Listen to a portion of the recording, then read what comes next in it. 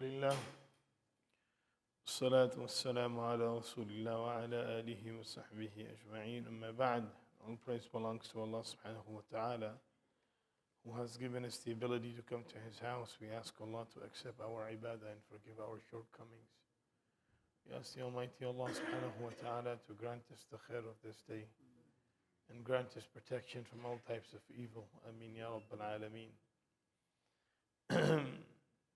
One of the qualities that we find from the teachings of Rasulullah sallallahu alaihi wasallam about a sound heart, which is a requirement for a person to go into Jannah, it is to develop a understanding of love and affection and unity in the heart. And that's a ni'mah of Allah subhanahu wa ta'ala, as Allah Azza wa Jal describes in the Quran, that the people who accepted the faith and followed the teachings of Rasulullah sallallahu alayhi wasallam, Allah subhanahu wa ta'ala united their hearts and they became brothers with the ni'mah of Allah Azza wa Jal. فَأَصْبَحْتُمْ بِنِعْمَتِهِ إِخْوَانًا. Now, why is this a requirement,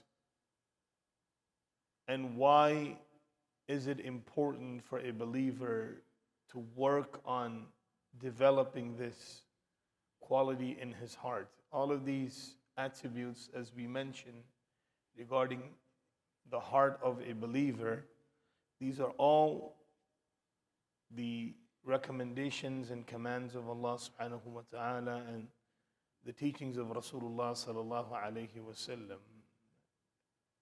The reason why, because of having to develop our actions according to the orders of Allah. The field of work for Anbiya alayhim salatu wassalam was the qulub of Bani Adam, the hearts of people.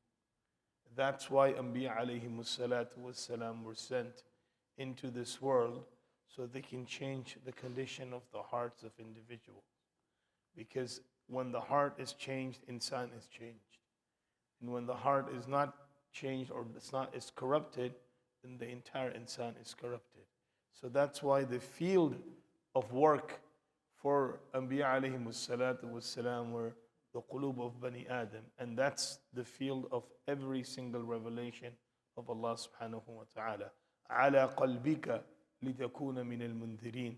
Allah is telling His Habib sallallahu alayhi wasallam that we have sent this revelation upon your heart so that you can become the warner for the community. So this is why it is required for a person to develop these qualities in the heart. So as we mentioned, the quality of a sound heart, qalbun salim, is ma'talaf al-qulub. Anything that will make the heart connect, soft, and bring unity inside. And what are the actions that develops this? The first thing we learn from the teachings of Rasulullah sallallahu alaihi wasallam is the recitation of the kalam of Allah subhanahu wa ta'ala. Because the purpose of this revelation is to bring the hearts closer to Allah. And anything that comes closer to Allah subhanahu wa ta'ala, it is something that will be united in this world. Because through the power of revelation, Rasulullah sallallahu alayhi wasallam united the Sahaba ridwanullahi alayhim ajma'een, a community which was the most difficult to work at that time. A nation that no one wanted to rule over, Rasulullah sallallahu alayhi wasallam, with the barakah of revelation of the Quran, that he united the hearts of the Sahaba radwanullahi alayhim ajma'een and the believers. So now, first thing that a believer needs to develop is the purpose of reciting the kalam of Allah subhanahu wa ta'ala. And that's what Imam Muslim rahimahullah has mentioned a hadith on the authority of Abdullah ibn Busr radiyallahu anhu, that the Prophet sallallahu alayhi wasallam said, اقرأوا القرآن مأتلف القلوب. That continue to read Quran and it will unite your heart. it will unite your heart. فَإِذَا اخْتَلَفْتُمْ فَاتْرُكُوهُ. And when you start to dispute in matters, then at that time the recitation of Quran is not going to benefit you. When you don't want to, and what does that refer to? Imam Nawawi rahmatullah alayhi mentions that any judgment or any decision or any character that is connected with the kalam of Allah will unite the hearts of individuals. And any action that is not connected with the kalam of Allah subhanahu wa ta'ala, that will disunite the community. So the only thing that can unite people is the kalam. It's not the race. It's not the language. It's not the tongue. It's not the ethnicity. It's not the profession. It's not living in the same neighborhood or coming from the same community or coming from the same locality. No. All of these matters, all of these things, eventually at one point, it's going to create a chaos and it's going to disunite community and humanity. It's never going to be the point of uniting people because it was never there. All of these things were existing before the revelation of Quran, and they all divided people. Divided people into their tongues and their language and their colors and their race, all of that. And when the kalam of Allah subhanahu wa ta'ala came, it starts to unite the people, unite the community. But this is what you call the barakah of recitation. Right? The barakah of recitation is to bring people together. And when the hearts are not being united and the Quran is being recited, then the Rasul sallallahu alayhi wasallam said, it is better for you to stop reciting than to be in this action, because that will give you double the sin.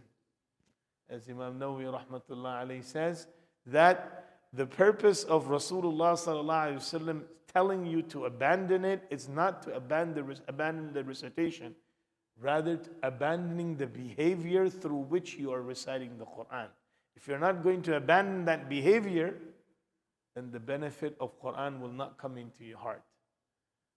The barakah of revelation, hurimat barakat al-wahy, as the hadith described, that the community will be deprived of the blessings of revelation when the hearts are not united at the time of reciting the revelation of Allah subhanahu wa ta'ala.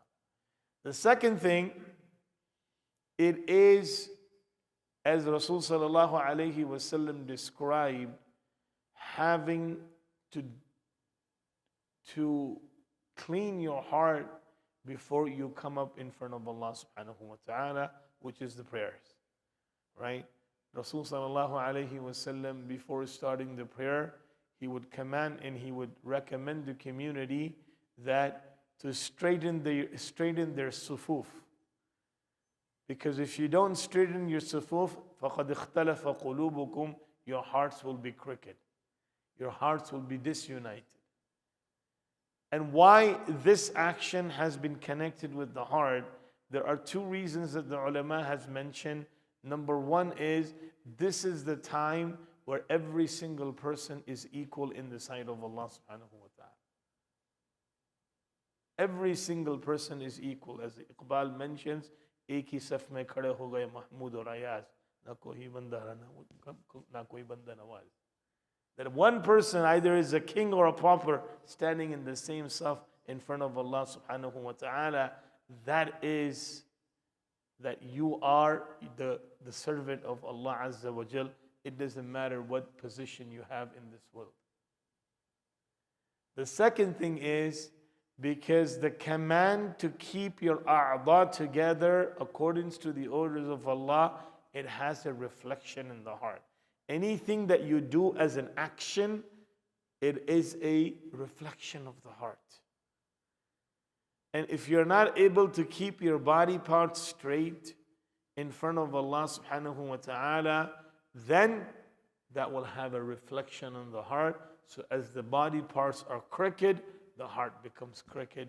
We ask Allah subhanahu wa ta'ala to save us from this, and we ask Allah Azza wa Jal to make us amongst those who are benefiting from the revelation and the kalam of Allah subhanahu wa ta'ala.